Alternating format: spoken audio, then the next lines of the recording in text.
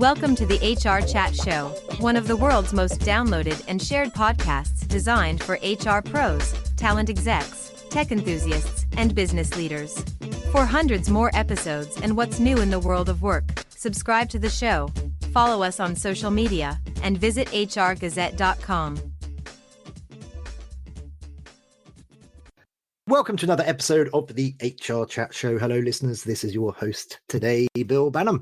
And in this episode, I am joined by the amazing, fabulous, wonderful Maureen Brown, founder and managing director over at Sullivan Brown Resourcing Partners and founder at MySay. Maureen is an HR recruitment professional with more than 16 years of experience across agency and in-house recruitment.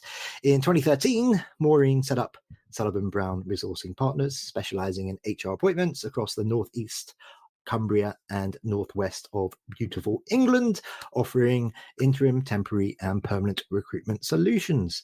And Maureen was also recently a speaker at the Disrupt Northeast Launch Summit, and her talk was called A Voice, Value, Visibility. And we'll get into that, I'm sure, as part of the conversation today. Maureen, how are you doing? I'm good, thank you. Thanks for having me. Thank you very much for joining me. As we like to do on this show, before we get into the meat of the conversation, why don't you take a couple of minutes and tell our listeners a bit about yourself, your career background, your loves, and what gets you up in the morning? Well, career-wise, I have actually been a HR recruiter since about 1999. I spent a couple of years doing finance recruitment way back when, and then moved into HR and knew that I'd found my home. So that was where I was. And I worked with within other recruitment businesses and then set up my own business. And then that went into another business called MySay, which I know we're going to talk about today. So I've actually got two businesses. I think probably I always knew I should have been self-employed. I just wasn't maybe brave enough to take the leap at some point. So I'm very glad that I did that. And I'm based up here in the northeast of England, but probably tell from my accent, I am a Northwest girl. So I'm from Widnes originally, so over Liverpool way. And that is where I grew up. And then I moved up to the Northeast near Newcastle 18 years ago. What gets me out of bed in the morning? Do you know what? I genuinely love what I do. I mean, I'm a mum, I've got two kids, which obviously, means that I have to get out of bed in the morning. Otherwise they wouldn't go to school. But I think one of the lovely things about being self-employed is you can shape your work around what you really enjoy. And that's what I've managed to do over the course of the last 13 years or so. So, just opportunity and conversations and working with some brilliant people. Thanks for listening to this episode of the HRchat Podcast. If you enjoy the audio content we produce, you'll love our articles on the HR Gazette. Learn more at HRgazette.com. And now, back to the show. Wonderful. Thank you very much. And so the context of how you and I came together is a couple of months ago, we hosted the launch event of Disrupt Northeast, just outside of Durham. And you were one of our fabulous speakers that day. Can you take a couple of minutes and tell our listeners a bit about the session that you presented?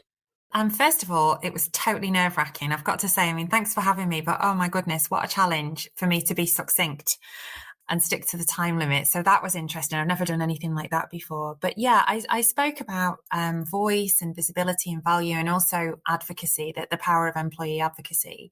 And I chose that topic because I think across the two businesses that I have, whether I'm looking at it from a recruitment lens as a HR recruiter, or whether I'm looking at it from MySay employee research. So we are looking at data from exit interviews, starter interviews, stay interviews, engagement surveys.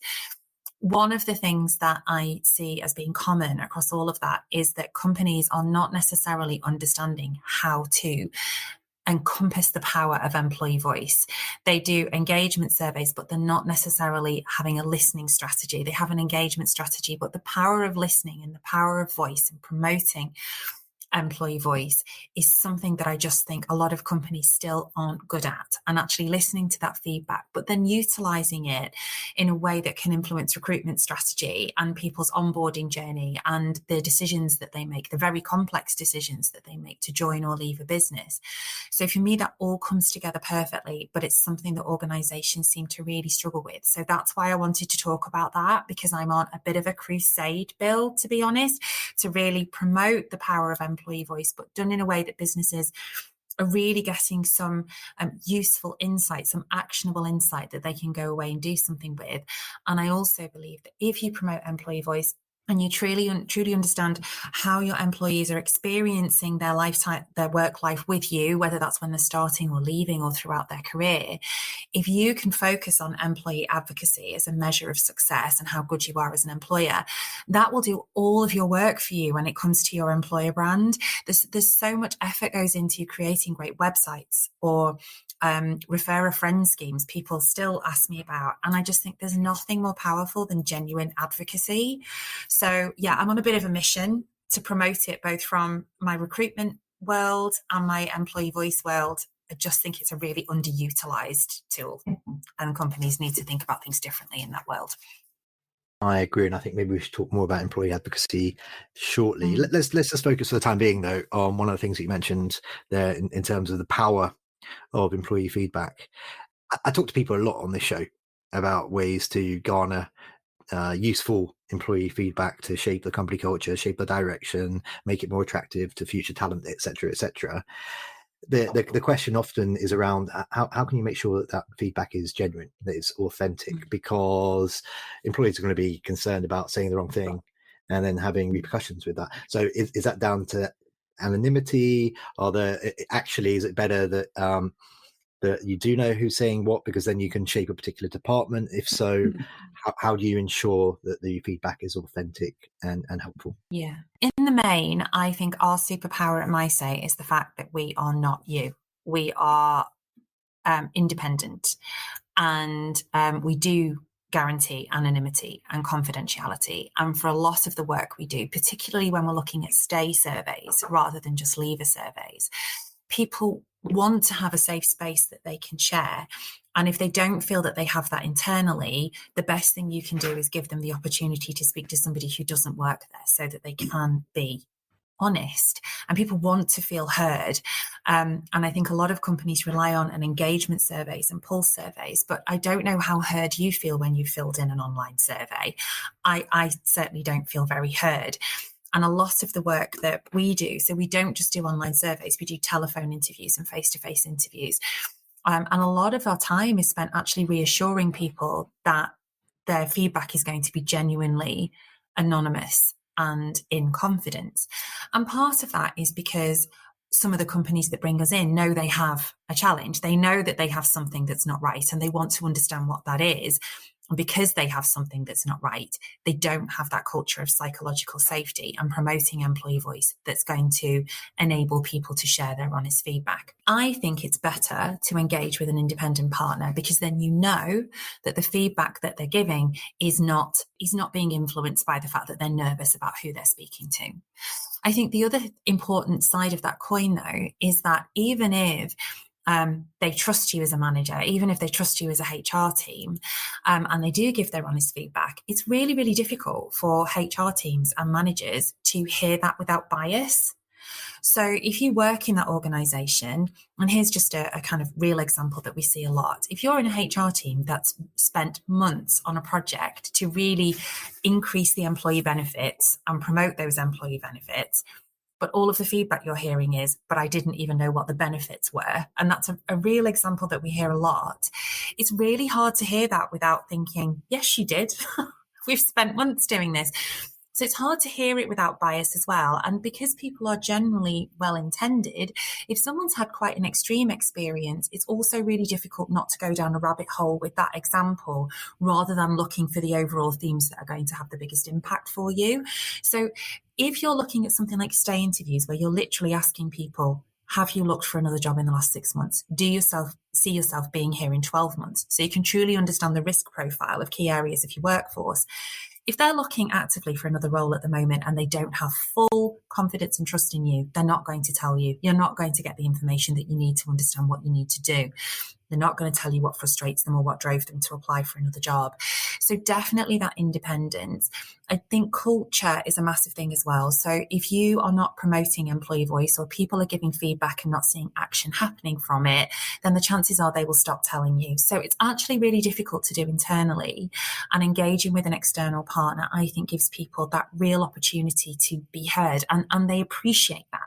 We have people say to us, I'm so glad I got this opportunity to share this. And, in an ideal world, what I'd love to do is stop everyone typing on Glassdoor and give really constructive feedback that can actually help employers to make that experience better for the people still in the business. This episode of the HRchat podcast is supported by My Staff Shop, the UK's only employee-owned employee benefit provider.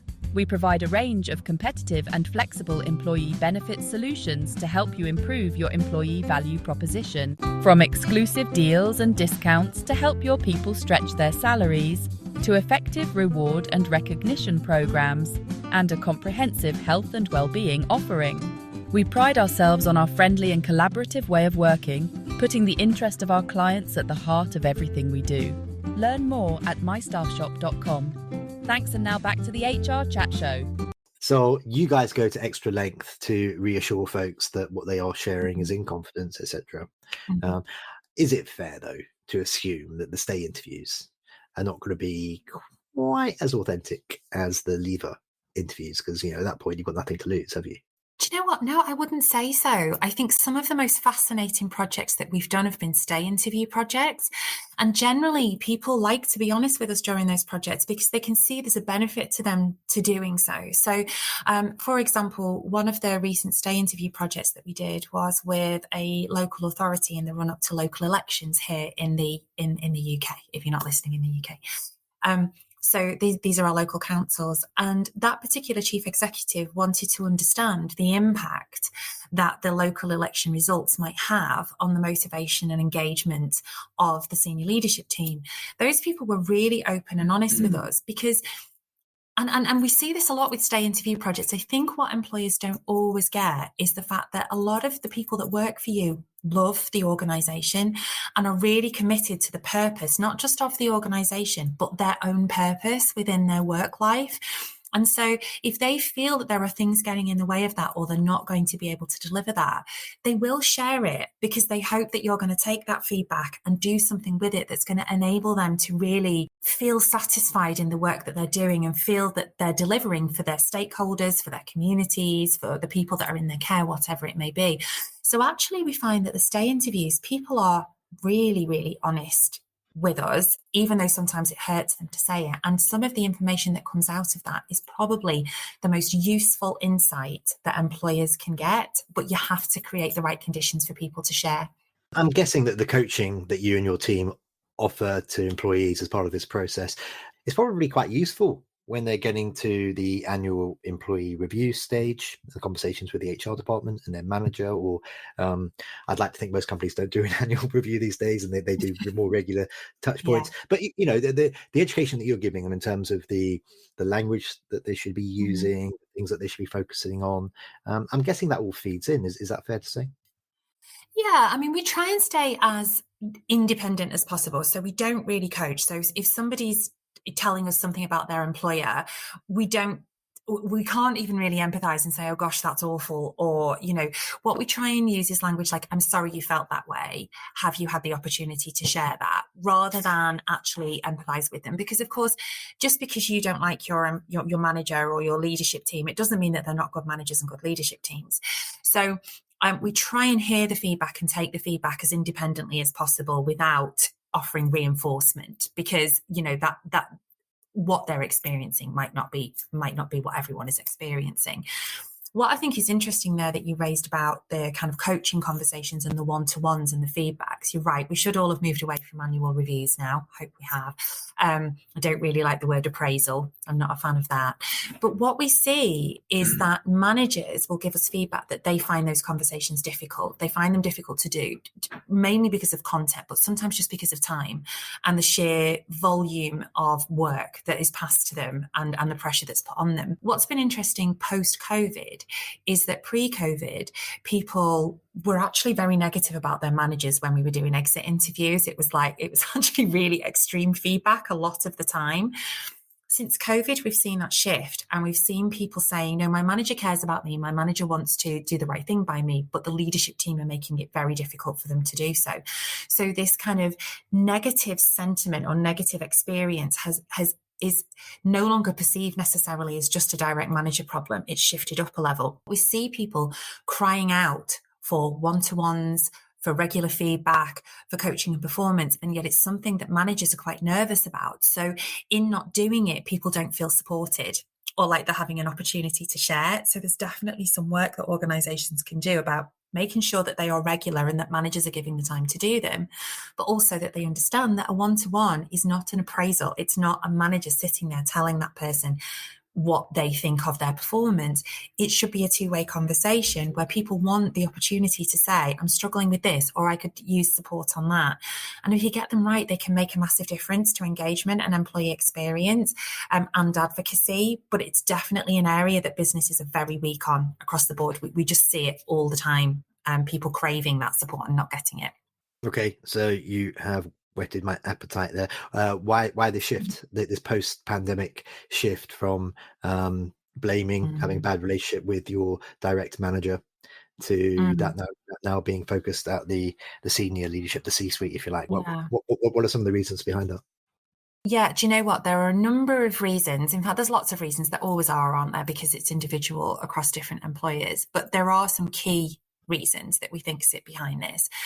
The first is that the pressure on middle management has never been greater. You know, let's face it, economic times are difficult. The world is constantly changing. Businesses are constantly realigning. And there is a lot of pressure being put on managers to get more from the teams that they're managing, often with less. So the pressures on those managers are really difficult. And so they don't always have the time. Where the alignment has come and the different perception of where the blame for this sits, I think there's a number of reasons. Firstly, during COVID, managers really rolled their sleeves up and they were in there with their teams delivering. So that camaraderie, that who do I work with, who are my colleagues day to day, those relationships grew. So firstly, where those managers align themselves has changed. Also, we're living through a cost of living struggle. You know, people are struggling with their money. It's not going as far. And those middle managers, you know, all of a sudden they can't necessarily afford their holiday every year. You know, those wages haven't necessarily changed. They still see leadership as having that. But they align themselves more with the people working for them than they do the leadership. They don't see themselves as part of that leadership group anymore. They see themselves as part of my team. And so that whole alignment has changed.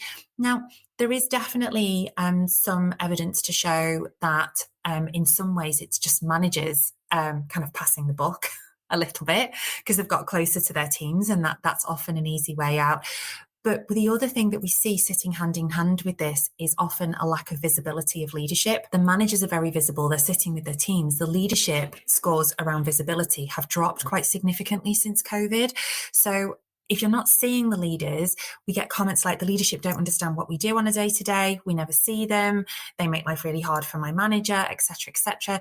That might not be true. But if you're not present and you're not visible and you're not showing that you understand, then the perception is you don't care about me and you're making life difficult for my manager, you're making life difficult for all of us. So I think there's a visibility thing going on here. Some of that will be driven by hybrid, but that doesn't mean that I think everyone should be calling their workforces back in. I don't. I think it's this problem with voice. I think if leadership really could show that they were listening and they cared and they were taking action on that, that lack of visibility would be less of an issue. So I think that is one of the main things. The other thing that we do see as well, though, is people who feel really strongly about their employer and wanting that business to succeed. And they believe that leadership aren't getting the strategy right. And if they feel a real sense of ownership of that business, say they've been there a long time or it's a brand they're particularly passionate about, if they believe that leadership aren't getting it right, they will disconnect from that leadership, but they'll still have a relationship with their manager who they see all the time.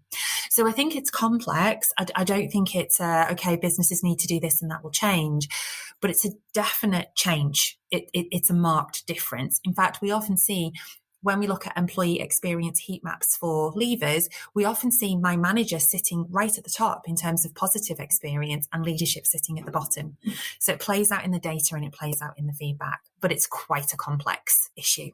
Oh, I've got so many more questions for you, but we're out of time. It's fascinating, isn't it? It certainly is. And the way you present it is excellent. One more question for you, though, before we do wrap up for today. And that is, how can our listeners connect with you? Is that LinkedIn? Do you want to share your email address? Are you super cool and all over the TikToks and places? And of course, how can folks learn more about MySay and Sullivan Brown. Yeah. I can definitely say I am not super cool. So you won't find me on TikTok. I wouldn't know how to use it. And my kids would definitely tell you I'm not super cool. LinkedIn is the best place to find me. So I'm Maureen Brown on LinkedIn. You can find me on there, or you can visit our website. So www.sullivanbrown.co.uk if you're looking for support with HR recruitment, or www.mysay.com if you are looking for assistance with amplifying employee voice and understanding how people are really experiencing the world of work in your business. Excellent. Is that my-say? Just to be clear. My-say.com. You're right. MI-SAY. You're absolutely right. And the MI stands for meaningful insight from people having their say. That's where the name came from. So yeah, MI-SAY. You're absolutely right. Sorry. Very, very good. And there will, of course, listeners, be links in the show notes as well. So you can find all of that there in case your pencil broke when you're trying to write that down. Maureen, that just leaves me to say for today, I'll be nagging you to come back on, I think. But for today, thank you very much for being my guest. No, thank you for having me. It's been great. And listeners, as always, until next time, happy working. Thanks for listening to the HR Chat Show. If you enjoyed this episode, why not subscribe and listen to some of the hundreds of episodes published by HR Gazette? And remember, for what's new in the world of work, subscribe to the show, follow us on social media, and visit hrgazette.com.